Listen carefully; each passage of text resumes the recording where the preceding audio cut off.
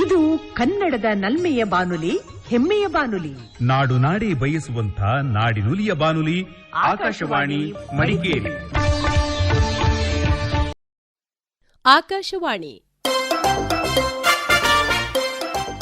ಬಾನುಲಿ ಸರಣಿ ನರನಾಡಿ, ನರಮಂಡಲದ ಆರೋಗ್ಯ ಕುರಿತ ಸರಣಿ ಕಾರ್ಯಕ್ರಮ. ಈ ಕಾರ್ಯಕ್ರಮದ ಪ್ರಾಯೋಜಕರು first neuro brain and Spain super speciality hospital, Padil, Mangaluru.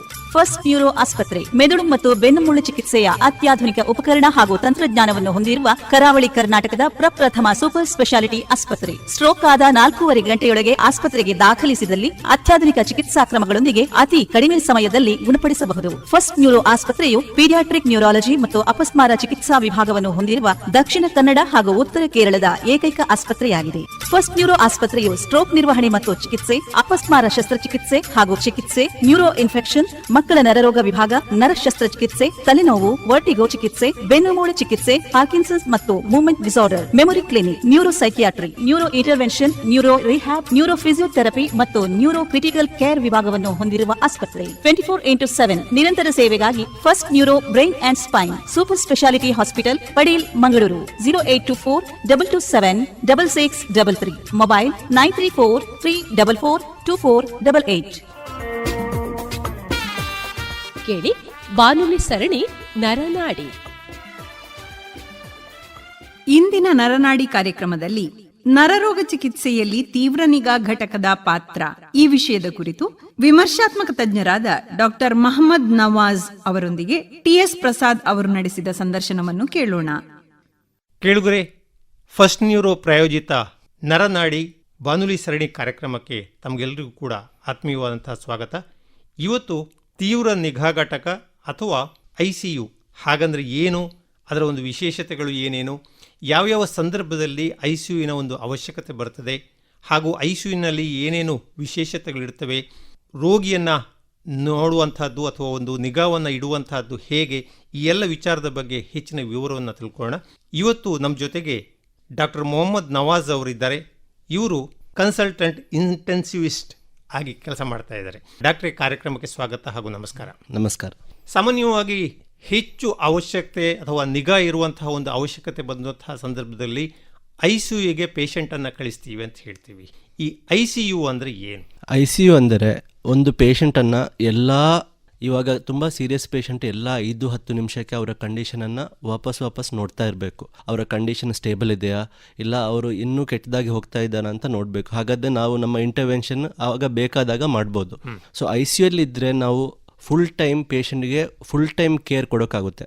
ಎಲ್ಲ ನಮ್ಮ ಸಿಸ್ಟರ್ಗಳು ಒಂದು ಪೇಷಂಟಿಗೆ ಒಂದು ಸಿಸ್ಟರ್ ಥರ ಇರ್ತಾರೆ. ಸೊ ಅವರು ನೋಡ್ತಾ ಇರ್ತಾರೆ.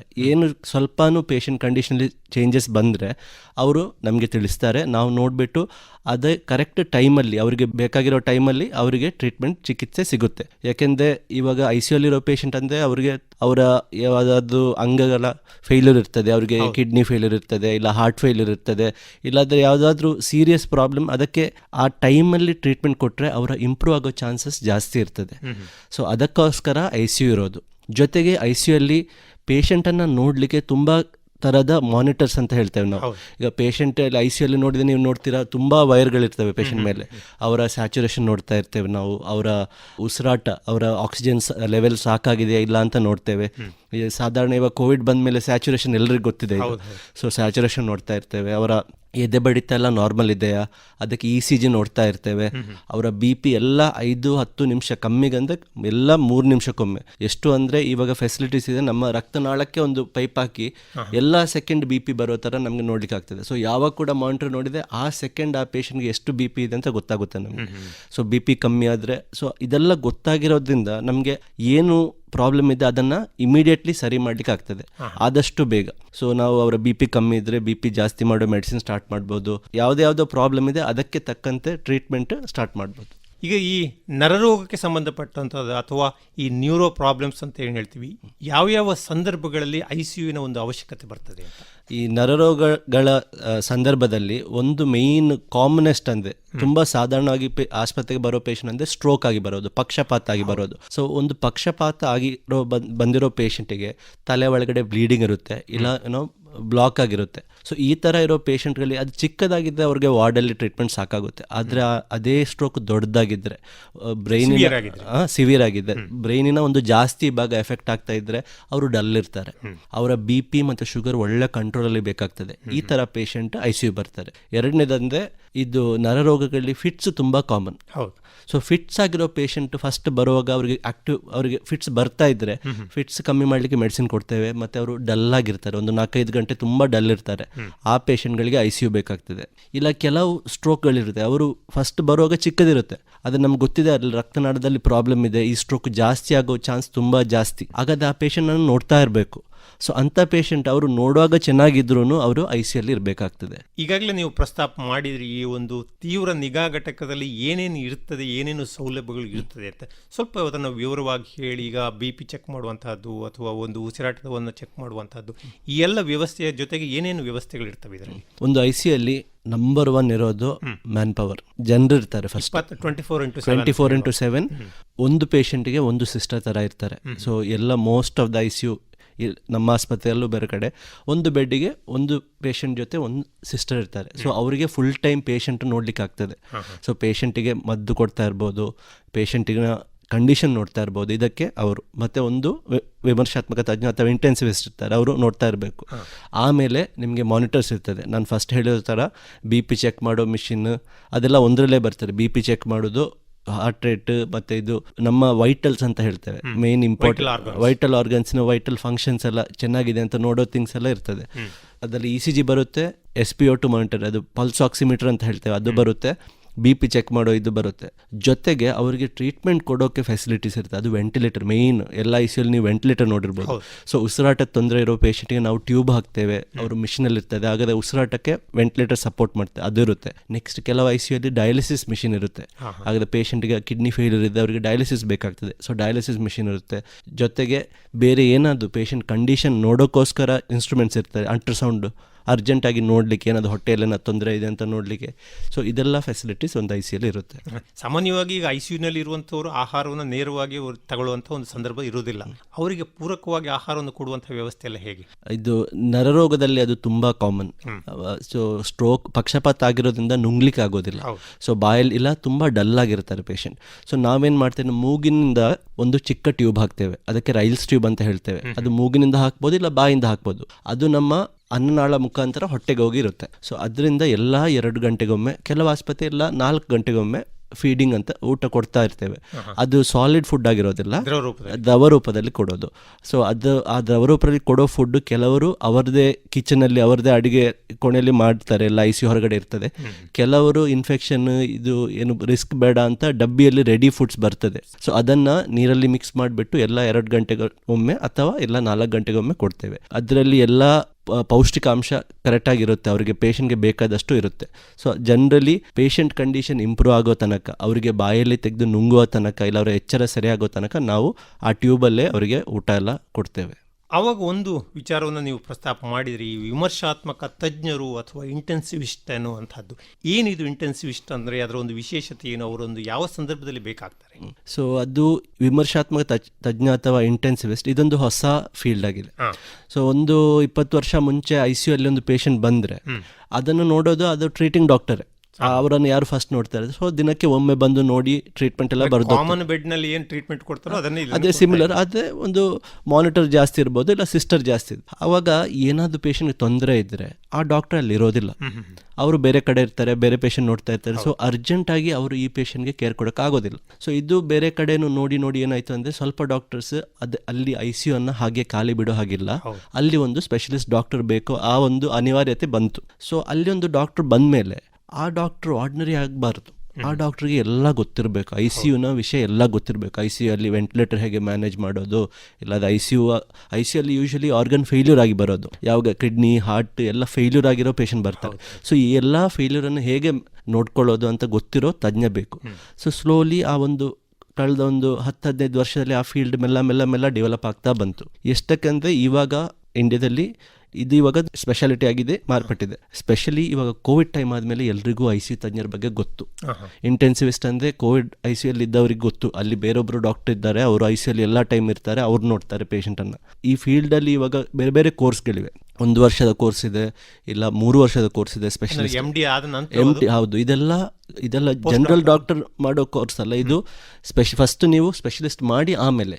ಸೊ ಇದು ಜನರಲಿ ಫಿಸಿಷಿಯನ್ ಡಾಕ್ಟರ್ಗಳು ಇರ್ತಾರಲ್ಲ ಅವರು, ಅಥವಾ ಅನಸ್ಥೀಷಿಯಾ ಡಾಕ್ಟರ್, ಈ ಸ್ಪೆಷಾಲಿಟಿಯಲ್ಲಿ MD ಮಾಡಿದವರು ಮತ್ತೆ ಇನ್ನೂ ಆ್ಯಡ್ ಆಗಿ ಅವರ ಕೋರ್ಸ್ಗೆ ಮಾಡ್ತೇವೆ.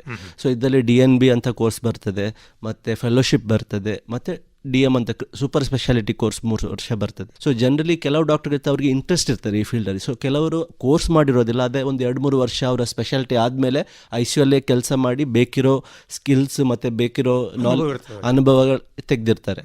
ಇಂಥ ಡಾಕ್ಟರ್ಗಳನ್ನು ಇಂಟೆನ್ಸಿವಿಸ್ಟ್ ಅಂತ ಕರಿತೇವೆ. ಸೊ ಅವರ ಕೆಲಸ ಒಂದೇ, ICU ಅಲ್ಲಿರೋ ಪೇಷಂಟ್ನ ಫುಲ್ ಟೈಮ್ ಅಲ್ಲಿದ್ದು ಯಾರಿಗೆ ಯಾವಾಗ ಟ್ರೀಟ್ಮೆಂಟ್ ಬೇಕು ಆ ಸರಿಯಾದ ಸಮಯದಲ್ಲಿ ಕೊಡೋದು. ಸೊ ಎಲ್ಲ ಆಸ್ಪತ್ರೆಯಲ್ಲಿ ಫುಲ್ ಟೈಮ್ ಅಲ್ಲೇ ಪೇಷಂಟ್ ಜೊತೆಗೇನೆ ಒಂದು ಇಂಟೆನ್ಸಿವಿಸ್ಟ್ ಈಸ್ ಕಂಪಲ್ಸರಿನು. ಈಗ ಅದು ಬೇಕೇ ಬೇಕು, ಹಾಗಾದ್ರೆ ಪೇಷಂಟ್ ಕೇರ್ ಕಂಪ್ಲೀಟ್ ಆಗೋದು. ಈಗ ಎಲ್ಲ ರೀತಿಯ ಚಿಕಿತ್ಸೆಯನ್ನು ಕೂಡ ಇಂಟೆನ್ಸಿವಿಸ್ಟೇ ಕೊಡಲಿಕ್ಕೆ ಸಾಧ್ಯ ಆಗ್ತದೋ ಅಥವಾ ಇನ್ನೂ ತಜ್ಞರು ಬೇಕಾಗ್ತಾರ? ಜನರಲಿ ಅದು ICU ಅಲ್ಲಿ 2 ಟೈಪ್ ಕಾನ್ಸೆಪ್ಟ್ ಇರ್ತದೆ. ಒಂದು ನಾವು ಓಪನ್ ICU ಅಂತ ಹೇಳ್ತೇವೆ, ಒಂದು ಕ್ಲೋಸ್ಡ್ ICU ಅಂತ ಹೇಳ್ತೇವೆ. ಓಪನ್ ICU ಅಂದ್ರೆ ಆ ಟ್ರೀಟ್ಮೆಂಟ್ ಕೊಡೋದು ಆ ಮೇನ್ ಡಾಕ್ಟರ್, ಅಲ್ಲೊಂದು ಇಂಟೆನ್ಸಿವಿಸ್ಟ್ ಇದ್ದಾರೆ. ಅದೇ ಪೇಷಂಟ್ ಏನಾದ್ರು ಬೇಕಿದ್ದ ಮಾತ್ರ ಅವರು ರಿಪೋರ್ಟ್ ಮಾಡಿ ಅವ್ರಿಗೆ ಏನು ಟ್ರೀಟ್ಮೆಂಟ್ ಮಾಡೋ ಅದು ಕೊಡ್ತಾರೆ. ಕೆಲವು ಮತ್ತೊಮ್ಮೆ ಕ್ಲೋಸ್ಡ್ ICU ಅಂತ ಇರ್ತೇವೆ. ಸೊ ಜನರಲಿ ಕ್ಲೋಸ್ಡ್ ICU ಅಂದರೆ ಇಂಟೆನ್ಸಿವ್ ಕೇರಿಗೆ ಪೇಷಂಟ್ ಟ್ರಾನ್ಸ್ಫರ್ ಮಾಡಿದ್ದೆ, ಆಮೇಲೆ ಟ್ರೀಟ್ಮೆಂಟ್ ಎಲ್ಲ ಮಾಡೋದು ಇಂಟೆನ್ಸಿವ್ ಕೇರ್ ಇಂಟೆನ್ಸಿವಿಸ್ಟ್. ಸೊ ಇಂಟೆನ್ಸಿವಿಸ್ಟ್ಗೆ ಟ್ರೀಟ್ಮೆಂಟ್ ಹೇಗೆ ಕೊಡೋದು ಅಂತ ಗೊತ್ತಿರುತ್ತೆ, ಆಲ್ಮೋಸ್ಟ್ ಎಲ್ಲ ಟ್ರೀಟ್ಮೆಂಟ್ ಗೊತ್ತಿರುತ್ತೆ, ಆಲ್ಮೋಸ್ಟ್ ಎಲ್ಲ ಎಂಡ್ ಸ್ಟೇಜ್ ಟ್ರೀಟ್ಮೆಂಟ್ ಏನೆಲ್ಲ ಬೇಕು ಇಂಟೆನ್ಸಿವಿಸ್ಟ್ಗೆ ಗೊತ್ತಿರುತ್ತೆ. ಆದರೂ ಜನರಲಿ ಫುಲ್ ರಿಜಿಡ್ ಇರೋದಿಲ್ಲ, ಎಲ್ಲ ICU ಫುಲ್ ಕ್ಲೋಸ್ಡ್ ಇಲ್ಲ ಫುಲ್ ಓಪನ್ ಇರೋದಿಲ್ಲ. ಟ್ರೀಟ್ಮೆಂಟ್ ಬೇಕಾಗಿರೋದು ಟೈಮ್ ಕೊಡ್ತಾರೆ, ಜೊತೆಗೆ ಅದ ಮೇನ್ ಡಾಕ್ಟರ್ಗೂ ಇನ್ಫಾರ್ಮ್ ಮಾಡ್ತಾರೆ. ಅಂತ ಎಮರ್ಜೆನ್ಸಿ ಏನೇನು ಸಂದರ್ಭಗಳು ಬರ್ತವೆ ಈಗ ICU ನಲ್ಲಿ ಇದ್ದಂಥ ಸಂದರ್ಭದಲ್ಲಿ? ಫಸ್ಟ್ ಒಂದಂದ್ರೆ ಪೇಷಂಟ್ BP ಕಮ್ಮಿ ಆಗೋದು ಸಡನ್. ಸೊ ಒಂದು BP ಕಮ್ಮಿ ಆದರೆ ಅದು ಎಲ್ಲಿಂದ ಯಾವ ಕಾರಣದಿಂದ BP ಕಮ್ಮಿ ಆಗ್ತೇವೆ ಅಂತ ನೋಡ್ತೇವೆ. ಕೆಲವರಿಗೆ ಶರೀರದಲ್ಲಿ ಫ್ಲೂಯಿಡ್ ದ್ರವಗಳು ಕಮ್ಮಿ ಆಗಿವೆ, ಸೊ ನಾವು ಗ್ಲೂಕೋಸ್ ಕೊಡ್ತೇವೆ. ಕೆಲವರಿಗೆ ಹಾರ್ಟಲ್ಲಿ ಪಂಪಿಂಗ್ ಅಷ್ಟು ಸರಿ ಇಲ್ಲ, ಸೊ ಅದು ಹಾರ್ಟ್ ಪಂಪಿಂಗ್ ಇಂಪ್ರೂವ್ ಆಗ್ಲಿಕ್ಕೆ ಕೊಡ್ತೇವೆ. ಸೊ ಒಂದು BP ಇದೆಲ್ಲ ವೇರಿಯೇಷನನ್ನು ಸರಿ ಮಾಡಲಿಕ್ಕೆ. ಸೆಕೆಂಡ್ ಶುಗರ್ ವೇರಿಯೇಷನ್ ಎಲ್ಲ ತುಂಬ ಜಾಸ್ತಿ ತುಂಬ ಕಮ್ಮಿ. ಯೂಶಲಿ ಬೇರೆಲ್ಲ ರೋಗಗಳು ಈ ಶುಗರ್ ಹೆಚ್ಚು ಕಮ್ಮಿ ಆಗುವಾಗ ಜಾಸ್ತಿ ತೊಂದರೆ ಆಗ್ತದೆ. ಶುಗರನ್ನು ನಾರ್ಮಲ್ ಇಡಬೇಕು, ಅದಿರ್ತದೆ. ಥರ್ಡ್ ಏನಂದರೆ ಉಸಿರಾಟ. ಸೊ ಉಸಿರಾಟ ನಾರ್ಮಲ್ ಬೇಕು. ಉಸಿರಾಟದಲ್ಲಿ ಏನು ತೊಂದರೆ ಬಂದ್ರೂ ಬೇರೆ ಸಿಸ್ಟಮ್ಗೂ ಅದು ಎಫೆಕ್ಟ್ ಆಗ್ತದೆ, ಬೇರೆ ಅಂಗಗಳಿಗೂ ಅದು ಎಫೆಕ್ಟ್ ಆಗ್ತದೆ. ಆಕ್ಸಿಜನ್ ಸಾಕಾಗೋದಿಲ್ಲ. ಸೊ ಒಂದು ಪೇಷಂಟ್ ಆಕ್ಸಿಜನ್ ಬ್ರೀತಿಂಗ್ ಎಲ್ಲ ಸರಿ ಇಲ್ಲ ಅಂದರೆ ನಾವು ಟ್ಯೂಬ್ ಹಾಕ್ತೇವೆ, ಟ್ಯೂಬ್ ಹಾಕಿ ವೆಂಟಿಲೇಟರ್ ಎಲ್ಲ ಹಾಕ್ತೇವೆ. ಪೇಷಂಟ್ ವೆಂಟಿಲೇಟರ್ ಸಪೋರ್ಟ್ ಮಾಡುತ್ತೆ, ಅವರೆಲ್ಲ ಬ್ರೆತ್ತಿಗೆ ಅವರೆಲ್ಲ ಉಸಿರಾಟಕ್ಕೆ ಮಿಷಿನ್ ಹೆಲ್ಪ್ ಮಾಡ್ತದೆ. ಸೊ ಅವರ ಕಂಡೀಷನ್ ಇಂಪ್ರೂವ್ ಆಗಿ ಮಿಷಿನಿಗೆ ಹಾಕೋದು ತೆಗಿಯೋದು ಎಲ್ಲ ICU ಡಾಕ್ಟರ್ ಮಾಡೋ ಪ್ರೊಸೀಜರ್ಸ್. ನೆಕ್ಸ್ಟ್ ಏನಂದ್ರೆ ಇದು ಒಂದು ಪೇಷಂಟ್ ಇವಾಗ ಡಿಟಿರೇಟ್ ಆಗ್ತಾ ಇದೆ, ಅಂದ್ರೆ ಅದು ಹುಷಾರಿದ್ರು ಆದರೆ ಇವಾಗ ಎಚ್ಚರ ಕಮ್ಮಿ ಆಗ್ತಾ ಇದೆ. ಅದು ಯಾಕೆ ಆಗ್ತಾ ಇದೆ, ಅದಕ್ಕೆ ಬೇಕಾಗಿರೋ ಟೆಸ್ಟ್, ಅದಕ್ಕೆ ಬೇಕಾಗಿರೋ ಇವಾಗ ಸಡನ್ ಒಂದು ಸ್ಕ್ಯಾನ್ ಮಾಡಿ ನೋಡುವಂತ ಅದು ಡಿಸಿಷನ್ ಎಲ್ಲ ಇಂಟೆನ್ಸಿವ್ ಕೇರ್ ಡಾಕ್ಟರ್ ಮಾಡಬೇಕಾಗಿರುತ್ತೆ. ಈಗ ಫರ್ದರ್ ಇನ್ವೆಸ್ಟಿಗೇಷನ್ ಬೇಕು ಅಂತಂದ್ರೆ ಈಗ ICU ಅಲ್ಲಿ ಇದ್ದವರನ್ನು ಕೂಡ ಬೇರೆ ಒಂದು ಸಪರೇಟ್ ರೂಮ್ಗೆ ಶಿಫ್ಟ್ ಮಾಡಬೇಕಾದಂತ ಒಂದು ಸಂದರ್ಭ ಬರ್ತದ? ಹೌದು, ಕೆಲವೊಮ್ಮೆ ICU ಪೇಷಂಟ್ಗಳನ್ನು ಸ್ಕ್ಯಾನ್ಗೋಸ್ಕರ ಶಿಫ್ಟ್ ಮಾಡಬೇಕಾಗ್ತದೆ. ಸೊ ಸ್ಕ್ಯಾನ್ ಕೋಣೆ ಬೇರೆ ಇರುತ್ತೆ ಆಸ್ಪತ್ರೆಯಲ್ಲಿ. ಸೊ ಅವರನ್ನ ಶಿಫ್ಟ್ ಮಾಡೋದು ಅಷ್ಟು ಸಿಂಪಲ್ ವಿಷಯ ಅಲ್ಲ, ಕೆಲವರು ಟ್ಯೂಬ್ ಮಿಷನ್ ಇರುವಾಗ. ಸೊ ಅದಕ್ಕೆ ಶಿಫ್ಟ್ ಮಾಡೋ ಬೇಕಾಗಿರೋ ಇನ್ಸ್ಟ್ರೂಮೆಂಟ್ಸ್ ಇರ್ತದೆ ನಮಗೆ. ಅವರಿಗೆ ಉಸಿರಾಟ ಕೊಡ್ಲಿಕ್ಕೆ ಸಪ್ರೇಟ್ ಪೈಪ್ ಇರ್ತದೆ, ಕೈಯಲ್ಲಿ ಒತ್ತಾ ಇರೋ ಬ್ಯಾಗ್ ಇರ್ತದೆ, ನೀವು TVಯಲ್ಲೆಲ್ಲ ನೋಡ್ಬೋದು. ಸೊ ಆ ಥರ ಎಲ್ಲ ಕನೆಕ್ಟ್ ಮಾಡಿ ನಾವು ಅದನ್ನು ಪೇಷಂಟ್ ಉಸಿರಾಟ ಎಲ್ಲ ಚೆಕ್ ಮಾಡ್ತಾ ಶಿಫ್ಟ್ ಮಾಡ್ಬೋದು. ಸೊ ಜನರಲಿ ಒಂದು ಒಳ್ಳೆ ಸೆಟಪ್ ಅಲ್ಲಿ ಬೇಕಾಗಿರೋ ಇನ್ವೆಸ್ಟಿಗೇಷನ್ ಅದ ಒಳಗಡೆನೆ ಇರುತ್ತೆ. ಸೊ ಅದೇ ಆಸ್ಪತ್ರೆ ಒಳಗಡೆ ಇರುತ್ತೆ. ಮ್ಯಾಕ್ಸಿಮಮ್ ಅಂದ್ರೆ ಒಂದು 3 ಫ್ಲೋರ್ ಕೆಳಗಡೆ ಶಿಫ್ಟ್ ಮಾಡಿ ಇದು ಬೇಕಾಗಿರೋ ಸ್ಕ್ಯಾನ್ ಬೇಕಾಗಿರೋ ಟೆಸ್ಟ್ ಮಾಡ್ಬೋದು. ಆಮೇಲೆ ಈಗ ಈ ತೀವ್ರ ನಿಗಾ ಘಟಕಗಳು ಅಂದ್ರೆ ಅಥವಾ ICU ಎನ್ನುವಂತಹದ್ದು ಸಾಮಾನ್ಯವಾಗಿ AC ರೂಮ್ ನಲ್ಲಿ ಇರುವಂತಹದ್ದು. ಯಾಕೆ ಇದು ತುಂಬಾ ಜನರ ಕಷ್ಟ ಇದೆ. ICU ಅಲ್ಲಿದ್ರೆ ಅವ್ರು ಬಂದು ಫಸ್ಟ್ ಹೇಳೋದು, ಸರ್ ಅಲ್ಲಿ ತುಂಬಾ ಕೋಲ್ಡ್ ಇದೆ, ನಮ್ಮ ಅಮ್ಮನಿಗೆ ಕೋಲ್ಡ್ ಆಗೋದಿಲ್ಲ, ಅವ್ರಿಗೆ ಶೀತ ಆಗ್ತದೆ. ಅದು ICU ಅಲ್ಲಿ ಕೋಲ್ಡ್ ಇಲ್ಲ ಒಂದು ಇಂಟೆನ್ಷನಲ್ ಅದು. ಯಾಕೆಂದ್ರೆ ಟೆಂಪರೇಚರ್ ಕಮ್ಮಿ ಆದರೆ ಕ್ರಿಮಿಗಳ ಗ್ರೋತ್ ಕಮ್ಮಿ ಆಗ್ತದೆ. ಸೊ ಕ್ರಿಮಿಗಳು ಕಮ್ಮಿ ಇರುತ್ತವೆ, ಇನ್ಫೆಕ್ಷನ್ ಜಾಸ್ತಿ ಆಗೋ ಪ್ರಿವೆಂಟ್ ಆಗ್ತದೆ. ಸೊ ICU ಅಲ್ಲಿ ಜನರಲಿ ಟೆಂಪರೇಚರ್ ನಾವು ಆದಷ್ಟು ಕಮ್ಮಿ ಇಡ್ತೇವೆ. ಯೂಶಲಿ ಅದು 18 to 22 ಡಿಗ್ರಿ ನಡುವಲ್ಲಿರ್ತೇವೆ. Generally around 20 degree. ಒಂದು ಒಳ್ಳೆ ICU ಅಲ್ಲಿ ಸಿಸ್ಟರ್ಗಳು ಸ್ವಲ್ಪ ಹೊತ್ತಲ್ಲಿ ಒಂದು ಎಕ್ಸ್ಟ್ರಾ ಶೀಟ್ ಹಾಕಿರ್ಬೇಕು. ಅದು ಮತ್ತೆ ಅಲ್ಲಿ ICU ಅಲ್ಲಿರೋ ಬೇರೆ ಬೇರೆ ಮಿಷಿನ್ಸ್ ಅದು ಕೂಡ ಟೆಂಪರೇಚರ್ ಸೆನ್ಸಿಟಿವ್. ಇವಾಗ ವೆಂಟಿಲೇಟರ್ ಎಲ್ಲ ಟೆಂಪರೇಚರ್ ಸ್ವಲ್ಪ ಜಾಸ್ತಿ ಆದ್ರೆ ಅದು ವರ್ಕ್ ಆಗೋದಿಲ್ಲ ಅಷ್ಟು. ಸೊ ಅದಕ್ಕೂ ವೆಂಟಿಲೇಟರ್ ಒಂದು ಕರೆಕ್ಟ್ ಟೆಂಪರೇಚರ್ ಇರಬೇಕು. ಸೊ ಯೂಶಲಿ ICU ಅಲ್ಲಿ ಏನ್ ಮಾಡ್ತೇವೆ ಅಂದ್ರೆ ಕೋಲ್ಡ್ ಇರುತ್ತೆ, ಅದೇ ಪೇಷಂಟ್ಗೆ ಬ್ಲಾಂಕೆಟ್ ಇರುತ್ತೆ. ಎಲ್ಲ ಪೇಷಂಟ್ 2-3 ಬ್ಲಾಂಕೆಟ್ ಇಟ್ಟಿರುತ್ತೆ. ನೆಕ್ಸ್ಟ್ ಅಂದ್ರೆ ವಾರ್ಮರ್ ಕೂಡ ಇರುತ್ತೆ. ಸೊ ಪೇಷಂಟ್ಗೆ ಬೇಕಾದ ತರ ಅವರ ಟೆಂಪರೇಚರ್ ಅಂತೂ ಚೆಕ್ ಮಾಡ್ತಾ ಇರ್ತಾರೆ, ಎಲ್ಲ ಗಂಟೆ ಚೆಕ್ ಮಾಡಿ ಅವ್ರು ಕೋಲ್ಡ್ ಇದ್ರೆ ನಾವು ವಾರ್ಮ್ ಮಾಡ್ತೇವೆ, ಆಕ್ಟಿವ್ಲಿ ಬೇಕಾದ್ರೆ ವಾರ್ಮ್ ಮಾಡ್ತೇವೆ. ಅದೇ ICU ಟೆಂಪರೇಚರ್ ಕೋಲ್ಡ್ ಇರುತ್ತೆ. ಆಮೇಲೆ ಈಗ ಐಸಿಯುನಲ್ಲಿ ಇರುವಂತಹದ್ದು ಸಾಮಾನ್ಯವಾಗಿ ಹೆಚ್ಚು ವೆಚ್ಚದಾಯಕ ಅಥವಾ ಕಾಸ್ಟ್ಲಿ ಅಂತ ಹೇಳುವಂತಹದ್ದೊಂದು ಅದು ಜನರ ಅಭಿಪ್ರಾಯ. ಹೆಚ್ಚುವರಿ ವೆಚ್ಚ ಯಾಕೆ ಬರ್ತದೆ ಅಂತ? ಹೆಚ್ಚುವರಿ ವೆಚ್ಚ ಬರೋದು ಫಸ್ಟ್ ಅಂದರೆ ಅಲ್ಲಿರೋ ಇನ್ಸ್ಟ್ರೂಮೆಂಟ್ಸ್ ಎಲ್ಲ ಎಕ್ಸ್ಪೆನ್ಸಿವ್. ಒಂದು ವೆಂಟಿಲೇಟರ್ಗೆ ಸಾಮಾನ್ಯವಾಗಿ 8-10 ಲಕ್ಷ ಆಗ್ತದೆ. ಅದು ಒಳ್ಳೆ ವೆಂಟಿಲೇಟರ್ ತಗೊಂಡ್ರೆ ಇನ್ನೂ ಜಾಸ್ತಿ ಕಾಸ್ಟ್ ಬರುತ್ತೆ. ಮಾನಿಟರ್ದು ಒಂದು ಚಿಕ್ಕ ಮಾನಿಟರ್, ಒಂದು ECG ಕಾಲಿಟ್ರೂ ಅದಕ್ಕೆ ಕಾಸ್ಟ್ ಬರುತ್ತೆ. ಸೊ ICU ಈ ಎಲ್ಲ ಒಂದು ಡಿವೈಸ್ಗೆ ಕಾಸ್ಟ್ ತುಂಬ ಜಾಸ್ತಿ. ಅದ್ಮೇಲೆ ಗೌರ್ಮೆಂಟ್ ಸೈಡಿಂದ ಫ್ರೀ ಟ್ರೀಟ್ಮೆಂಟ್ ಕೊಡ್ಲಿಕ್ಕೆ ಹೇಳ್ತಾರೆ, ಆದರೆ ಅದರಿಂದ ಸಬ್ಸಿಡಿ ಆ ಥರ ಏನಿರೋದಿಲ್ಲ. ಸೊ ಈ ಥರ ಎಲ್ಲ ಇರೋದ್ರಿಂದ ಇವಾಗ ಪ್ರೈವೇಟ್ ಸೆಟಪ್ಸ್ ಅಂತೂ ಈ ಡಿವೈಸ್ ಇವಾಗ ಪೇಷಂಟ್ ನೋಡ್ಲಿಕ್ಕೆ ಇದೆಲ್ಲ ತರಲಿಕ್ಕೆ ಅವರಿಗೆ ಇನಿಷಿಯಲ್ ಕಾಸ್ಟ್ ತುಂಬ ಜಾಸ್ತಿ ಇರುತ್ತೆ. ಸೊ ಆ ಮಾನಿಟರ್ಸ್, ಆ ಚಾರ್ಜಸ್ ಅದು ಪೇಷಂಟ್ಗೆ ಟ್ರಾನ್ಸ್ಫರ್ ಆಗಿ ಅದು ಚಾರ್ಜಸ್ ಜನರಲಿ ಹೈ ಬರುತ್ತೆ. ಅದು ಫುಲ್ ಟೈಮ್ ಯೂಸ್ ಆಗುತ್ತಾ ಇರುತ್ತೆ. ಸೊ ಒಂದು ಡಿವೈಸ್ ತುಂಬ ಎಕ್ಸ್ಪೆನ್ಸಿವ್ ಆಗಿರೋದ್ರಿಂದ. Second, man power. ಇವಾಗ ಒಂದು ಪೇಷಂಟ್ ನೋಡ್ಲಿಕ್ಕೆ ಲಭ್ಯ ಇರಬೇಕು, ಅವರಿಗೊಂದು ಸ್ಟಾಫ್ ಬೇಕು. ಆ ಸ್ಟಾಫ್ ಅದು ಜನರಲ್ ಸ್ಟಾಫ್ ಆಗ್ಬೋದು, ಅವರು ಕೂಡ ಸ್ವಲ್ಪ ಕಲ್ತಿರೋ ಸ್ಟಾಫ್ ಬೇಕು. ಅವ್ರ ICU ಎಕ್ಸ್ಪೀರಿಯನ್ಸ್ ಇರೋ ಸ್ಟಾಫ್ ಬೇಕು.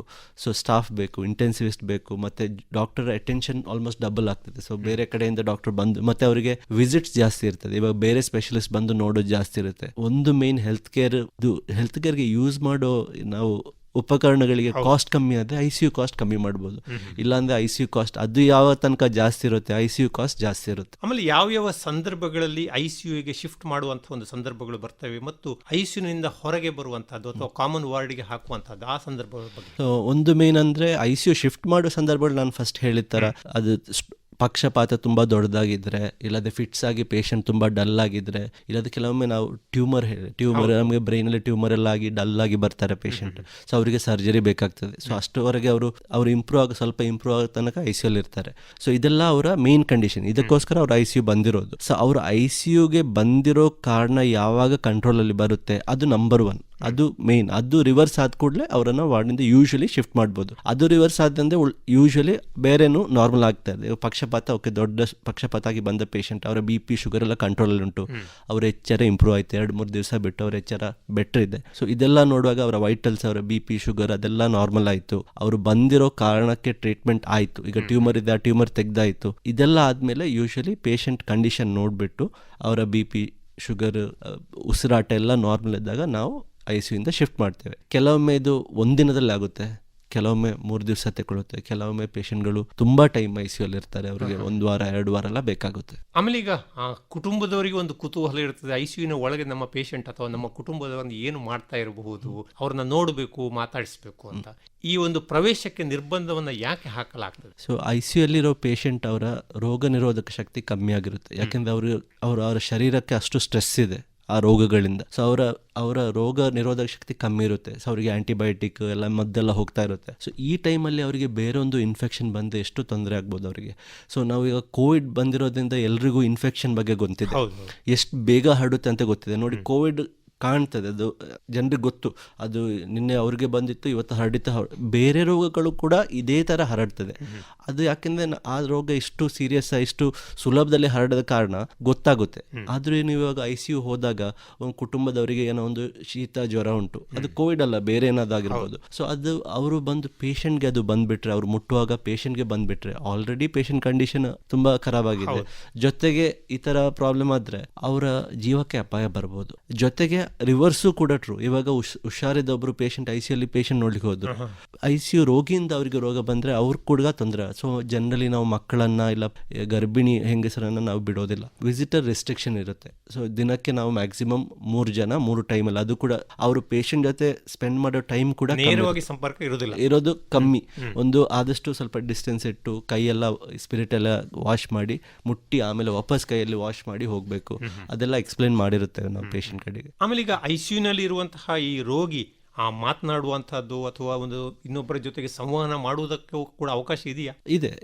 ಎಲ್ಲ ICUಯಲ್ಲಿ ಯೂಶಲಿ ವಿಸಿಟಿಂಗ್ ಅವರ್ಸ್ ಇರುತ್ತೆ. ಸೊ ಒಂದು ದಿನಕ್ಕೆ ಅಟ್ಲೀಸ್ಟ್ ಒಂದು 3 ಟೈಮ್ ಪೇಷಂಟ್ ವಿಸಿಟ್ ಬಂದು ಮಾತಾಡಿಸಿ ಹೋಗ್ಬೋದು. ಯಾಕೆಂದರೆ ICUಯಲ್ಲೂ ಪೇಷಂಟ್ಗೂ ತುಂಬ ಬೇಸರ ಆಗುತ್ತೆ. ಕೆಲವು ಪೇಷಂಟ್ಗೆ ಅವ್ರಿಗೆ ಎಚ್ಚರ ಇರುತ್ತೆ ಸ್ವಲ್ಪ, ಸೊ ಅವ್ರಿಗೆ ಗೊತ್ತಾಗುತ್ತೆ ನಾನು ಒಬ್ಬನೇ ಇದ್ದೇನೆ, ಒಂಟಿಯಾಗಿದ್ದೇನೆ, ಬೇಸರದಲ್ಲಿ ಇರ್ತಾರೆ. ಸೊ ತುಂಬ ICU ಅಲ್ಲಿ ಇವಾಗ ಕಾನ್ಸೆಪ್ಟ್ ಇದೆ, ಅದು ಏನಂದರೆ ಪೇಷಂಟ್ ಪಾರ್ಟಿ ಅವರು ಹುಷಾರಿದ್ದರೆ ಆದಷ್ಟು ನಾವು ಮೊಬಿಲೈಸ್ ಮಾಡ್ತೀವಿ. ಮೊಬಿಲೈಸ್ ಅಂದರೆ ಸ್ವಲ್ಪ ವೀಲ್ ಚೇರಲ್ಲಿ ಹೊರಗಡೆ ತಗೊಂಡು ಹೋಗೋ ಪೊಸಿಷನ್ ಇದ್ದರೆ, ಯಾಕೆಂದರೆ ಅರ್ಥ ಆಗೋ ಪೇಷಂಟ್ ಸ್ವಲ್ಪ ಬೆಟರ್ ಇರ್ತಾರೆ ಯೂಶಲಿ.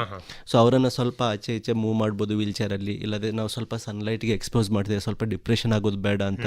ಸೊ ICU ಅಲ್ಲಿ ಬೆಳಕಿದೆ, ನಮ್ಮ ವಿಂಡೋಸ್ ಇರುತ್ತೆ, ಸ್ವಲ್ಪ ಅವರಿಗೆ ಬೆಳಕು ಔಟ್ಸೈಡ್ಗೆ ಸ್ವಲ್ಪ ಎಕ್ಸ್ಪೋಜರ್ ನೋಡ್ಲಿಕ್ಕೆ ಏನಾದರೂ ಸಿಗುತ್ತೆ. ಸೊ ಆ ಥರ. ಮತ್ತೆ ಇವಾಗ ಮ್ಯೂಸಿಕ್ ಥೆರಪಿ ಕೂಡ ಬಂದಿದೆ ಕೆಲವು ICU ಅಲ್ಲಿ. ಸೊ ಮ್ಯೂಸಿಕ್ ಥೆರಪಿ ಏನಂತ ಕೆಲವರಿಗೆ ಹೆಡ್ಫೋನ್ಸ್ ಹಾಕ್ಬಿಟ್ಟು ಅದು ಕ್ಲೀನ್ ಮಾಡಿ, ಯಾಕೆಂದರೆ ಅದು ಕೂಡ ಇನ್ಫೆಕ್ಷನ್ ತರಬಾರ್ದು.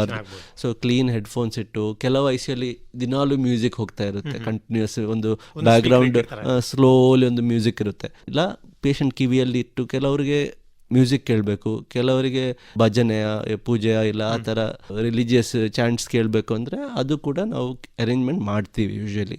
ಯಾಕೆಂದರೆ ಪೇಷಂಟ್ ಎಚ್ಚರ ಇದ್ದ ಪೇಷಂಟ್ಗೆ, ಎಚ್ಚರ ಇಲ್ಲದ ಪೇಷಂಟ್ಗೆ ಜನರಲಿ ಅದು ಅರ್ಥ ಆಗೋದಿಲ್ಲ ಅಂತ ನಾವು ಇನ್ಸಿಸ್ಟ್ ಮಾಡೋದಿಲ್ಲ. ಅದು ಎಚ್ಚರ ಇದ್ದು ಇಲ್ಲ ಪೇಷಂಟ್, ಕೆಲವು ಪೇಷಂಟ್ ಕೇಳ್ತಾರೆ ಹೊರಗಡೆ ಹೋಗಬೇಕು ಇದೆಲ್ಲ, ಸೊ ಸ್ವಲ್ಪ ಮೊಬಿಲೈಸ್ ಮಾಡ್ಬೋದು. ಸಾಮಾನ್ಯವಾಗಿ ICUನಲ್ಲಿ ಒಳಗಿರುವಂತಹ ರೋಗಿ ಕೇಳುವಂತಹ ಪ್ರಶ್ನೆ ಏನು? ಜನರಲಿ ನಮ್ಮ ನರದ ರೋಗದಲ್ಲಿ ಪೇಷಂಟ್ ICU ಬಂದ ಪೇಷಂಟ್ ಬೋಧ ಇರೋದಿಲ್ಲ. ಬೋಧ ಬರ್ಲಿಕ್ಕೆ 2-3 ದಿವಸ ಹೋಗುತ್ತೆ. ಆವಾಗ ಕೇಳ್ತಾರೆ ನಾನು ಯಾಕೆ ಇಲ್ಲಿ ಬಂದೆ, ನಂಗೆ ಏನಾಗಿತ್ತು ಅಂತ. ಎಷ್ಟು ದಿವಸ ಇಲ್ಲಿರ್ಬೇಕು. ಮತ್ತೆ ಕೆಲವರು ಗಲಾಟೆ ಮಾಡ್ತಾರೆ, ನಂಗೆ ಮನೆಗೆ ಹೋಗ್ಬೇಕು, ನಂಗೆ ಬೇಡ ಟ್ರೀಟ್ಮೆಂಟ್ ಅಂತ. ಕೆಲವದು ಕಾನ್ಷಿಯಸ್ ಇದ್ದರಿಂದ ಕೆಲವರು ಕನ್ಫ್ಯೂಸ್ ಇರ್ತಾರೆ. ಕನ್ಫ್ಯೂಸ್ ಪೇಷಂಟ್ಗೆ ನಾವು ಆ ಥರ ಕ್ವೆಶನ್ಸ್ ಇದು ಇಲ್ಲ ಗಲಾಟೆ ಮಾಡಿ ನಂಗೆ ಬೆಡ್ಡಿಂದ ನಾವು ಮದ್ದು ಕೊಟ್ಟವ್ರನ್ನ ಸ್ವಲ್ಪ ಕಾಮ್ ಮಾಡ್ತೇವೆ. ಬೇರೆ ಹುಷಾರಿರೋ ಪೇಷಂಟ್ ನಾನು ಮನೆಗೆ ಹೋಗು ಅಂದರೆ ನಾವು ಖುಷಿಯಲ್ಲಿ ಅವರನ್ನು ವಾರ್ಡಿಗೆ ಶಿಫ್ಟ್ ಮಾಡಿ ಮನೆಗೆ ಆದಷ್ಟು ಬೇಗ ಕಳಿಸ್ತೇವೆ. ಮತ್ತೆ ಒಂದು ಪೇಷಂಟ್ ICU ಅಲ್ಲಿ ನಮ್ಮ ನರದ ರೋಗದಲ್ಲಿ ಸ್ಪೆಷಲಿ ಪೇಷಂಟ್ ನಮ್ಮನ್ನು ನೋಡಿ ನಂಗೆ ಮನೆಗೆ ಹೋಗ್ಬೇಕು ಅಂತ ಕ್ಲಿಯರ್ ಆಗಿ ಹೇಳಿದೆ, ಅವ್ರು ಹುಷಾರಿದ್ದಾರೆ, ಅವ್ರಿಗೆ ICU ಬೇಕಾಗಿಲ್ಲ. ಸೊ ಅದೊಂದು ಆಲ್ಮೋಸ್ಟ್ ರೂಲ್. ನಮ್ಮ ಪೇಷಂಟ್ ಯಾರಾದ್ರೂ ನೋಡಿ ಕೂತ್ಬಿಟ್ಟು ಡಾಕ್ಟರ್ ನನಗೆ ಏನಾಗಿತ್ತು, ನಾನು ಇಲ್ಲಿ ಯಾಕೆ ಬಂದಂತೆ ವಾರ್ಡ್ ಶಿಫ್ಟ್ ಮಾಡಿ ಅಂತ ನಾವು ಹೇಳ್ಬಿಡ್ತೇವೆ. ಯಾಕೆಂದರೆ ಅವ್ರು ಅಷ್ಟು ಸ್ಟೇಬಲ್ ಇರ್ತಾರೆ ಜನರಲಿ. ಆಮೇಲೆ ಈಗ ICU ಅಲ್ಲಿ ಇರುವಂತಹ ಪೇಷಂಟ್ ಬೇರೆ, ಈಗ ನೀವು ಈಗಾಗಲೇ ಸಂಗೀತವನ್ನು ಕೇಳುವಂತಹದ್ದು, ಮ್ಯೂಸಿಕ್ ಥೆರಪಿಯ ಬಗ್ಗೆ ಪ್ರಸ್ತಾಪ ಮಾಡಿದಿರಿ, ಹೊರಗಡೆ ಒಂದಷ್ಟು ವ್ಯಾಯಾಮ ಮಾಡಬೇಕು ಅಂತ ಒಂದು ಸಂದರ್ಭ ಬರ್ತದ? ಅದು ಜನರಲಿ ನಮ್ಮ ಪಕ್ಷಪಾತದಲ್ಲಿ ಸ್ಪೆಷಲ್ ಆಗಿ ಅವರಿಗೆ ಫಿಸಿಯೋಥೆರಪಿ ಬೇಕಾಗುತ್ತೆ. ಸೊ ನಮ್ಮ ಫಿಸಿಯೋಥೆರಪಿ ಡಿಪಾರ್ಟ್ಮೆಂಟ್ ಅವರು ಬಂದು ICU ಅಲ್ಲೇ ಅವರು ಇದ್ದಾಗನೇ ಅವರ ಕೈದು ಮೂವ್ಮೆಂಟ್ಸ್ ಮಾಡಿಸ್ತಾರೆ. ಮತ್ತೆ ಅವ್ರು ರಿಕವರಿ ಆಗಿ ವಾರ್ಡ್ಗೆ ಹೋದಾಗ ಅವರನ್ನು ಫಿಸಿಯೋಥೆರಪಿ ಸಪರೇಟ್ ಸೆಕ್ಷನ್ ಇದೆ, ಅಟ್ಲೀಸ್ಟ್ ನಮ್ಮ ಆಸ್ಪತ್ರೆಯಲ್ಲಿ ಇದೆ. ಸೊ ಅಲ್ಲಿ ಹೋಗಿ ಅವರಿಗೆ ಫಿಸಿಯೋಥೆರಪಿ ಎಲ್ಲ ಕೊಟ್ಬಿಟ್ಟು ಅವರ ಇಂಪ್ರೂವ್ಮೆಂಟ್ ಸ್ವಲ್ಪ ಫಾಸ್ಟ್ ಮಾಡಿಸ್ಲಿಕ್ಕೆ. ಆಮೇಲೆ ಮನೆಗೆ ಹೋಗಿ ಕೂಡ ಜನರಲಿ ನರರೋಗ ಪೇಷಂಟ್ಗೆ ಎಕ್ಸರ್ಸೈಸ್ ಇರುತ್ತೆ. ಇನ್ನೊಂದು ಪ್ರಶ್ನೆ, ICUನಲ್ಲಿ ಇರುವಂತಹ ರೋಗಿಗೆ ಸರಿಯಾಗಿ ನಿದ್ದೆ ಬರುತ್ತೆ? ICU ಅಲ್ಲಿ ಒಂದೇನಂದ್ರೆ ನಮಗೆ ಜನರಲಿ ನಮಗೆ ರಾತ್ರಿ ಯಾವಾಗ ಬೆಳಿಗ್ಗೆ ಯಾವಾಗ ಗೊತ್ತಾಗುತ್ತೆ, ಯಾಕಂದ್ರೆ ನಾವು ಹೊರಗೆ ಹೋಗ್ತಾ ಇರ್ತೇವೆ, ಒಳಗೆ ಬರ್ತಾ ಇರ್ತೇವೆ. ಅದು ICU ಅಲ್ಲಿ ನ್ಯಾಚುರಲ್ ಲೈಟ್ ಅಷ್ಟು ಜಾಸ್ತಿ ಇರೋದಿಲ್ಲ, ಆರ್ಟಿಫಿಷಿಯಲ್ ಲೈಟ್ಸ್ ಇರುತ್ತೆ. ಸೊ ಒಮ್ಮೆ ICU ಬಂದ್ಮೇಲೆ ಯಾವಾಗ ರಾತ್ರಿ ಯಾವಾಗ ಬೆಳಿಗ್ಗೆ ಅಂತ ಗೊತ್ತಾಗಿರೋದು, ವಾಚ್ ನೋಡಿ ಅದು ಅವರಿಗೆ ನೋಡೋಕೆ ಆಗೋದಿಲ್ಲ, ಟೈಮ್ ಅವ್ರಿಗೆ ಗೊತ್ತಾಗೋದಿಲ್ಲ. ಸೊ ಜನರಲಿ ಅವರ ಈ ರಾತ್ರಿ ಯಾವಾಗ ಬೆಳಿಗ್ಗೆ ಯಾವಾಗ ಪೇಷಂಟ್ಗೆ ಗೊತ್ತಾಗೋದಿಲ್ಲ, ಪೇಷಂಟ್ ಬಾಡಿಗೆ ಗೊತ್ತಾಗೋದಿಲ್ಲ, ಯಾಕಂದ್ರೆ ಸನ್ಲೈಟ್ ಬರ್ತಾ ಇಲ್ಲ. ಸೊ ಪೇಷಂಟ್ ಕೆಲವೊಮ್ಮೆ ಬೆಳಿಗ್ಗೆ ಫುಲ್ ನಿದ್ದೆ ಮಾಡ್ತಾ ಇರ್ತಾರೆ, ನೈಟ್ ಫುಲ್ ಎಚ್ಚರ ಇರ್ತಾರೆ. ಸೊ ಪೇಷಂಟ್ ಪಾರ್ಟಿ ಬೆಳಿಗ್ಗೆ ಬಂದಾಗ ಅವ್ರ ಲೈಕ್ ಇವರು ನಿದ್ದೆ ಮಾಡ್ತಾ ಇದ್ದಾರೆ, ಯಾಕೆ ಅವರು ರಾತ್ರಿ ಎಚ್ಚರ ಇರ್ತಾರೆ. ಸೊ ಅದು ಸರಿಯಾಗಲಿಕ್ಕೆ ಅವರು ಯೂಶಲಿ ಅದಕ್ಕೋಸ್ಕರ ನಾವು ನಾನು ಹೇಳ್ದಲ್ಲ ಸೂರ್ಯ ನಾವು ತೋರಿಸ್ತೇವೆ, ಯಾಕೆಂದ್ರೆ ಅವರಿಗೆ ಹಾಗಾದ್ರೆ ಅವರ ನಿದ್ದೆ ಚೆನ್ನಾಗಿರ್ತದೆ, ಅವರಿಗೆ ಅವರ ಶರೀರಕ್ಕೆ ಗೊತ್ತಾಗುತ್ತೆ ಇದು ಬೆಳಿಗ್ಗೆ ಟೈಮ್, ಇದು ನೈಟ್ ಟೈಮ್. ಮತ್ತೆ ಕೆಲವೊಮ್ಮೆ ಏನು ಮಾಡ್ತೇವೆ ನಾವು ಇಂಟೆನ್ಷನಲಿ ಒಂದು ಸಂಜೆ ರಾತ್ರಿ ಆಗುವಾಗ ಸ್ವಲ್ಪ ಅವರಿಗೆ ಬೇಕಾಗಿರೋ ಪೇಷಂಟ್ಗೆ ಸ್ವಲ್ಪ ನಾವು ಸ್ಲೀಪ್ ಇಂಡ್ಯೂಸ್ ಮಾಡ್ತೇವೆ, ನಾವು ಅವರಿಗೆ ನಿದ್ದೆ ಮತ್ತೆ ಸ್ವಲ್ಪ ಬೇಕಿದ್ರೆ ಮಾತ್ರ ಅವ್ರು ರೆಸ್ಟ್ ಸ್ವಲ್ಪ ಕೊಡ್ತೇವೆ. ಯಾಕೆಂದ್ರೆ ಅವಾಗ ನೈಟ್ ನಿದ್ದೆ ಮಾಡ್ತಾರೆ, ಬೆಳಿಗ್ಗೆ ಎಚ್ಚರ ಇರ್ತಾರೆ. ಯೂಶಲಿ ICU ಇಂದ ಹೊರಗೆ ಬಂದ ಮೇಲೇನು ಈ ಪೇಷಂಟ್ ಅದು ನೈಟ್ ರಾತ್ರಿ ಮತ್ತೆ ಬೆಳಿಗ್ಗೆ ಇರೋ ಡಿಫ್ರೆನ್ಸ್ ಸರಿಯಾಗಲಿಕ್ಕೆ ಒಂದು 3-4 ದಿವಸ ಹೋಗುತ್ತೆ. ಒಳ್ಳೆಯ ICU ಅಂದ್ರೆ ಏನು? ಒಂದು ಒಳ್ಳೆಯ ICU ಅಂದರೆ ಮೇನ್ ಅಂದರೆ ಅದರಲ್ಲಿ ಒಂದು ಪೇಷಂಟ್ ನೋಡಲಿಕ್ಕೆ ಆ ಮಾನಿಟರ್ಸ್ ಬೇಕಾಗಿರೋದೆಲ್ಲ ಇರಬೇಕು. ಸೆಕೆಂಡ್, ಪೇಷಂಟ್ಗೆ ಟ್ರೀಟ್ಮೆಂಟ್ ಕೊಡೋಕ್ಕೆ ಡಿವೈಸ್ ಏನೆಲ್ಲ ಬೇಕಾಗಿರ್ತದೆ ಅದಿರಬೇಕು. ಮೂರನೇದು, ನೆಸೆಸರಿ ಸ್ಟಾಫ್ ಬೇಕು, ಸಪೋರ್ಟ್ ಬೇಕು. ಯಾರೆಲ್ಲ ಅದು ಸಿಸ್ಟರ್ಗಳಾಗಿರ್ತಾರೆ, ಫಿಸಿಯೋಥೆರಪಿ ಆಗಿರ್ತಾರೆ, ಇಲ್ಲ ಕೆಲವೊಮ್ಮೆ ಆ ಮಿಷಿನ್ ಚೆಕ್ ಆಗೋ ಟೆಕ್ನಿಷಿಯನು ಇರ್ತಾರೆ, ಅದು ಯಾವಾಗ ಬೇಕು, ಎಲ್ಲ ಟೈಮ್ ಬೇಕಾಗ್ತದೆ. ನೆಕ್ಸ್ಟ್ ಅಂದರೆ ಇಂಟೆನ್ಸಿವಿಸ್ಟ್, ಇದು ಎಲ್ಲ ಆಸ್ಪತ್ರೆಯಲ್ಲಿ ಫುಲ್ ಟೈಮ್ ಬೇಕು. ಅದು ಇವಾಗ ಮುಂಚೆದು ಆಪ್ಷನಲ್ ಆಗಿದ್ರು ಬೇರೆ ಬೇರೆ ಕಡೆ ಕೆಲಸ ಮಾಡಿ ಬೇಕಾದಾಗ ಮಾತ್ರ ಹೋಗಿ ನೋಡೋದು ಆ ಥರ ಆಗೋದಿಲ್ಲ. ಈಗ ಎಲ್ಲ ಆಸ್ಪತ್ರೆಯಲ್ಲಿ ಇಂಟೆನ್ಸಿವ್ ಕೇರ್ ಸ್ಪೆಷಲಿಸ್ಟ್ ಮತ್ತೆ ಅವ್ರಿಗೆ ಬೇಕಾಗಿರೋ ಸ್ಟಾಫ್ ಅಲ್ಲೇ ಇರಬೇಕು. ಸೊ ಯಾವ ಟೈಮು ಪೇಷಂಟ್ಗೆ ಏನು ಕಂಡೀಷನ್ ಇದ್ರೂ ಅದಕ್ಕೆ ಅಟೆಂಡ್ ಮಾಡೋ ಟೈಮ್ ಮ್ಯಾಕ್ಸಿಮಮ್ ವಿದಿನ್ 5 minutes ಆ ಡಾಕ್ಟ್ರಿಗೆ ಅಲ್ಲಿರಬೇಕು. ಯಾಕಂದರೆ ಅವರು ಅಲ್ಲೇ ಇರ್ತಾರೆ ಬಿಲ್ಡಿಂಗಲ್ಲಿ. ಏನಾದರೂ ತೊಂದರೆ ಇದೆ ಇಮಿಡಿಯೇಟ್ಲಿ ಹೋಗೋ ಥರ ಇರಬೇಕು. ನೆಕ್ಸ್ಟ್ ಏನಂತ ಇಂಟೆನ್ಸಿವ್ ಕೇರ್ ಫಿಸಿಷಿಯನ್ ಇದ್ದರೆ, ಪೇಷಂಟ್ ಕಂಡೀಷನ್ ನೀವು ಕೇಳಿದ್ರಿ, ಯಾವಾಗ ನಾನು ಆ್ಯಡ್ ಮಾಡಿಲ್ಲ. ಇಂಟೆನ್ಸಿವ್ ಕೇರ್ ಡಾಕ್ಟರ್ಸ್ ಇರೋ ಆಸ್ಪತ್ರೆಯಲ್ಲಿ ನೀವು ಪೇಷಂಟ್ ಕಂಡೀಷನ್ ಯಾವಾಗ ಬೇಕಾದ್ರೆ ಕೇಳ್ಬೋದು, ಸಿಸ್ಟರ್ ಹತ್ರ, ಇಲ್ಲ ಪೇಷಂಟ್ ಕಂಡೀಷನ್ ಹೇಗಿದೆ. ಸೊ ಜನರಲಿ ಸ್ಟೇಬಲ್ ಇರೋ ಪೇಷಂಟ್ಗೆ ನಾವು ಬೆಳಿಗ್ಗೆ ಒಮ್ಮೆ ಸಂಜೆ ಒಮ್ಮೆ ಪೇಷಂಟ್ ಕಂಡೀಷನ್ ಪೇಷಂಟ್ ಪಾರ್ಟಿಗೆ ಹೇಳ್ತೀವಿ. ಅದೇ ತುಂಬ ಸೀರಿಯಸ್ ಆಗಿರೋ, ಇವಾಗ ಮಧ್ಯಾಹ್ನ ಕೂಡ ಅವರ ಪ್ರಾಬ್ಲಮ್ ಜಾಸ್ತಿ ಇದೆ ಅಂದರೆ ನಾವು ಕರೆಸಿ ಮಾತಾಡಿಸ್ತೇವೆ. ನಿಮ್ಮ ಪೇಷಂಟ್ಗೆ ಈ ಥರ ತೊಂದರೆ ಇದೆ, ಯಾವಾಗೆಲ್ಲ ಅವ್ರಿಗೆ ಏನೆಲ್ಲ ಟ್ರೀಟ್ಮೆಂಟ್ ಬೇಕು. ಜನರಲಿ ಪೇಷಂಟ್ ಪಾರ್ಟಿ ಕನ್ಸೆಂಟ್ ಅಂದರೆ ಅವರ ಒಪ್ಪಿಗಿಲ್ಲದೆ ನಾವು ಫೋರ್ಸ್ ಮಾಡೋದಿಲ್ಲ ಟ್ರೀಟ್ಮೆಂಟ್. ಸೊ ಪೇಷಂಟ್ ಪಾರ್ಟಿ ಹತ್ರ ಎಷ್ಟು ಟೈಮ್ ಬೇಕು ಮಾತಾಡಿಸ್ತೇವೆ. ಇಲ್ಲ ಆನ್ ಡಿಮಾಂಡ್, ಇವಾಗ ಪೇಷಂಟ್ ಪಾರ್ಟಿ ಬಂದರು, ಜನರಲಿ ಸ್ಟೇಬಲ್ ಪೇಷಂಟ್ ಇದ್ದರೆ ನಾವು ಸ್ವಲ್ಪ ಟೈಮ್ ತೆಗೆದು ಬಂದು ಮಾತಾಡ್ಬೋದು. ಅದೇ ಸೀರಿಯಸ್ ಇರೋ ಪೇಷಂಟ್ ಪಾರ್ಟಿ ಬಂದು ನಾವು ಪೇಷಂಟ್ ಕಂಡೀಷನ್ ಹೇಗಿದೆ ಕೇಳಿ ನಂಗೆ ಗೊತ್ತಾಗಬೇಕು ಅಂದರೆ ಇಂಟೆನ್ಸಿವ್ ಕೇರ್ ಡಾಕ್ಟರ್ಸ್ ಅವರ ಕಂಡೀಷನ್ ಪೇಷಂಟ್ ಪಾರ್ಟಿಗೆ ಎಕ್ಸ್ಪ್ಲೇನ್ ಮಾಡಿ ಕೊಡ್ತೇವೆ. ಈಗ ಆಧುನಿಕ ತಂತ್ರಜ್ಞಾನದ ಒಂದು ಬಳಕೆ ಹೇಗೆ ಆಗ್ತಾ ಇದೆ ಈ ICUನಲ್ಲಿ? ಆಧುನಿಕ ತಂತ್ರಜ್ಞಾನ ICU ಅಲ್ಲಿ ತುಂಬ ಇವಾಗ ಅಡ್ವಾನ್ಸ್ಡ್ ಆಗಿದೆ, ಮುಂಚಿನ ಥರ ಅಲ್ಲ. ಇವಾಗ ಒಂದು ವೆಂಟಿಲೇಟರ್ ಒಂದು ಪೇಷಂಟ್ ಇದ್ದರೆ ಆ ವೆಂಟಿಲೇಟರ್ ಎಕ್ಸಾಕ್ಟ್ಲಿ ಎಲ್ಲ ಅವರಿಗೆ ಎಷ್ಟು, ಅವರು ಒಂದು ಉಸಿರಾಟದಲ್ಲಿ ಎಷ್ಟು ಗಾಳಿ ಅವರ ಶರೀರಕ್ಕೆ ಹೋಗ್ತಾ ಇದೆ, ಅವ್ರಿಗೆ ಎಷ್ಟು ಆಕ್ಸಿಜನ್ ಸಿಗ್ತಾ ಇದೆ, ಅವರು ಅವರದೇ ಉಸಿರಾಟ ಮಾಡ್ತಾ ಇದ್ದಾರಾ ಇಲ್ಲ, ಎಲ್ಲ ಮಿಷಿನ್ ಸಪೋರ್ಟ್ ಜಾಸ್ತಿ ಇದೆ ಕಮ್ಮಿ, ಅದೆಲ್ಲ ಅದರಲ್ಲಿ ಮಾನಿಟರ್ ಡಿಸ್ಪ್ಲೇ ಆಗಿರುತ್ತೆ. ಸೊ ನಮಗೆ ಕರೆಕ್ಟ್ ಅವರಿಗೆ ಬೇಕಾದಷ್ಟು ಅಡ್ಜಸ್ಟ್ ಮಾಡ್ಲಿಕ್ಕೆ ಆಗ್ತದೆ. ಅವರ ಲಂಗಲ್ಲಿ ಪ್ರೆಷರ್ ಎಷ್ಟಿದೆ, ಅವರ ಶ್ವಾಸಕೋಶ ಗಟ್ಟಿ ಇದೆಯಾ, ಮೆತ್ತಗೆ ಇದೆಯಾ, ಇಲ್ಲ ಅದರಲ್ಲಿ ನೀರು ತುಂಬಿಕೊಂಡಿದೆಯಾ, ಅದರಲ್ಲಿ ನಮಗೆ ಜಸ್ಟ್ ವೆಂಟಿಲೇಟರ್ ನೋಡಿ ಗೊತ್ತಾಗುತ್ತೆ. ಜೊತೆಗೆ BP ಕೂಡ, BP ಮುಂಚೆ ಅದು ನಾನು ಫಸ್ಟಿಗೆ ಒಮ್ಮೆ ಹೇಳಿದೆಲ್ಲ, BP ಮುಂಚೆ ಕೈಗೆ ಕಟ್ಟಿ ಚೆಕ್ ಮಾಡ್ತಾ ಇದ್ದು ಕೈಗಟ್ಟಿಯಾಗಿ. ಇವಾಗ ರಕ್ತನಾಳಕ್ಕೆ ಒಂದು ಚಿಕ್ಕ ವೈರ್ ಹಾಕಿ, ಇವಾಗ ನಿಮ್ಮ BP ಎಷ್ಟು, 3 ಸೆಕೆಂಡ್ ಆದಮೇಲೆ ನಿಮ್ಮ BP ಎಷ್ಟು, ಅದರಲ್ಲಿ ಮಾನಿಟರಲ್ಲಿ ಆ ಟೈಮ್ ಇದು BP ತೋರಿಸ್ತದೆ. ಸೊ ನಮಗೆ ಈವನ್ ಒಂದು ಸ್ವಲ್ಪ ಟೈಮ್ ಅವರ BP ಕಮ್ಮಿ ಆದ್ರೂ ಗೊತ್ತಾಗುತ್ತೆ. ಉಸಿರಾಟದ ಸ್ಯಾಚುರೇಷನ್ ನೋಡ್ಲಿಕ್ಕೆ ಕಂಟಿನ್ಯೂಸ್ ಅದನ್ನು ನೋಡ್ಲಿಕ್ಕೆ ಆಗುತ್ತೆ.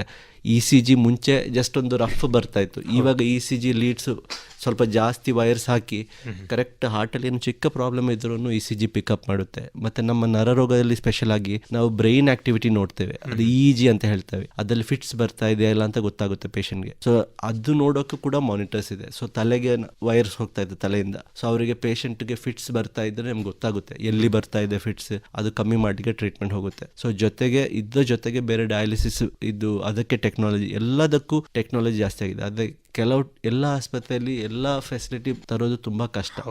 ಎಲ್ಲ ಮಾನಿಟರ್ಸ್ ಅವೈಲೇಬಲ್ ಇದೆ. ಅದು BP ಇದೆಲ್ಲ ಚೆಕ್ ಮಾಡೋದು, ಅದು ನಾನು ಫಸ್ಟ್ ಹೇಳ್ದೆ ಎಲ್ಲ ಅದು ಮ್ಯಾಂಡೇಟ್ರಿ, ಅದೆಲ್ಲ ಇದೆ.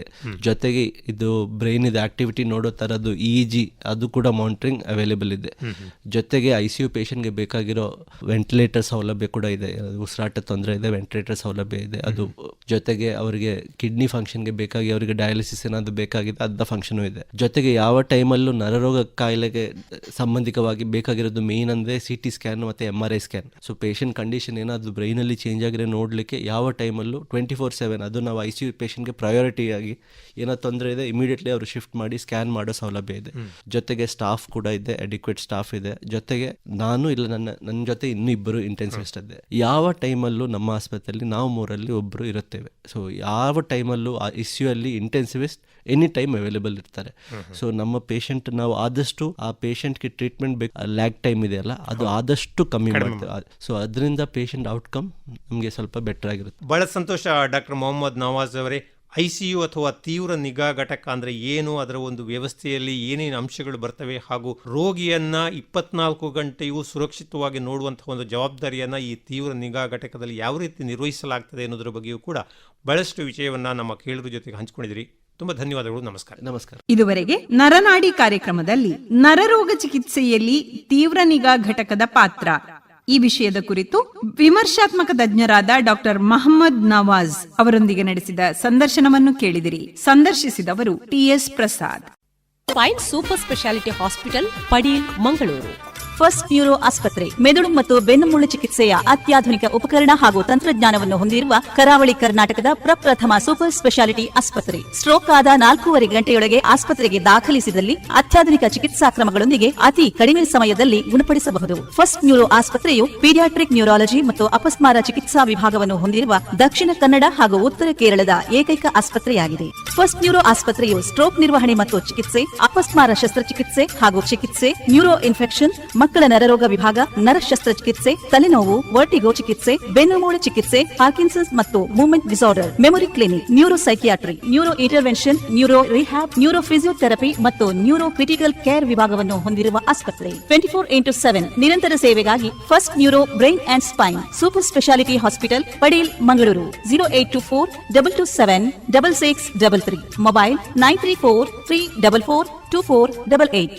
ಆಕಾಶವಾಣಿ ಮಂಗಳೂರು ಕೇಂದ್ರದಲ್ಲಿ ಸಿದ್ಧಪಡಿಸಲಾದ ಈ ಕಾರ್ಯಕ್ರಮ ಆಕಾಶವಾಣಿ ಮಡಿಕೇರಿ ಕೇಂದ್ರಗಳಿಂದ ಪ್ರಸಾರವಾಯಿತು.